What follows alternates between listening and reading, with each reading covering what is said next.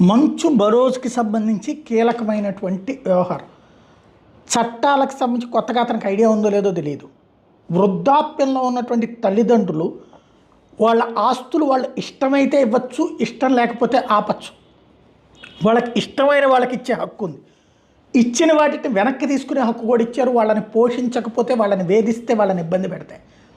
ఆ వృద్ధుల చట్టాన్ని ఇప్పుడు మంచు మనోజ్ మీద మంచు మోహన్ బాబు గారు పెట్టారు. దాని వెనకాల విష్ణు ఉన్నాడన్నది మనోజ్ ఫీలింగ్.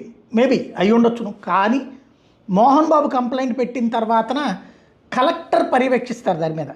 కలెక్టరు వృద్ధులు తన ఇంట్లో ప్రశాంతంగా గడపడానికి అవకాశం కల్పించాలి అన్నటువంటిది కేంద్రం తీసుకొచ్చినటువంటి చట్టం. ఆ చట్టం ఆచరణలో పెట్టేటటువంటి సందర్భంలో తన ప్రశాంతతకి, తన ఏకాగ్రతకి, తను సంపాదించుకున్న ఆస్తికి భంగం కలిగిస్తున్నది తన కొడుకు అయినటువంటి మనోజ్ అన్నటువంటిది